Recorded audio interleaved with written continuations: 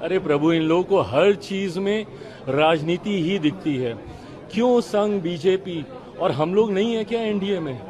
और ये आरक्षण किसी के कहने से समाप्त होने वाली चीज है क्या? संवैधानिक अधिकार है ये।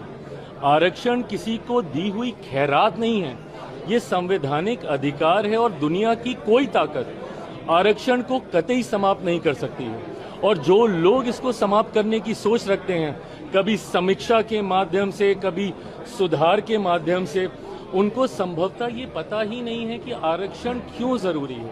आप जब शेड्यूल कास्ट, शेड्यूल ट्राइब्स की आप बात करते हैं, बहुत आसानी से कह देते हैं कि भाई इन लोगों को क्यों आरक्षण के साथ जोड़ा जाए, पर आज भी ऐसी घटनाएं होती हैं।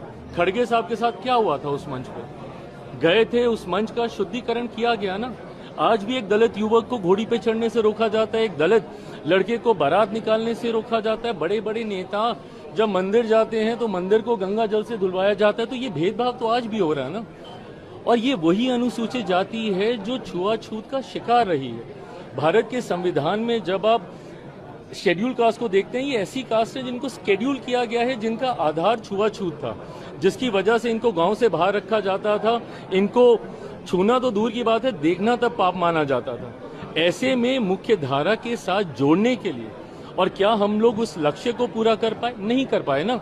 आज भी ये भेदभाव होता है। तभी जब मैं क्रीमी लेयर का भी मैं विरोध करता हूं, मैं इसीलिए करता हूं कि आज कम से कम हम लोग एकजुट हैं तो अपनी बात रख पा रहे हैं।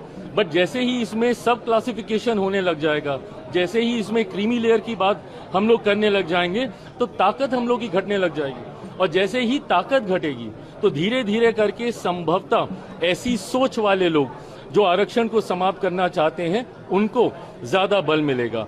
आज की तारीख में शेड्यूल कास्ट हो, शेड्यूल ट्राइब, अब शेड्यूल ट्राइब में यही सारी जातियां हैं जिनकी वेशभूषा अलग रही, जिनका रहन सहन, बोलचाल, ऐसे ट्राइब्स को शेड्यूल किया गया। पिछड़ा वर्ग से आने वाले लोग जिनको संभवतः मौके नहीं मिले, इसके माध्यम से उनको, और अब तो जो लोग आर्थिक तौर पे कह रहे हैं, ऊंची जाति से आने वाले गरीब लोगों को भी 10% का आरक्षण मोदी जी की इसी सरकार में हम लोगों ने पारित करने का काम किया।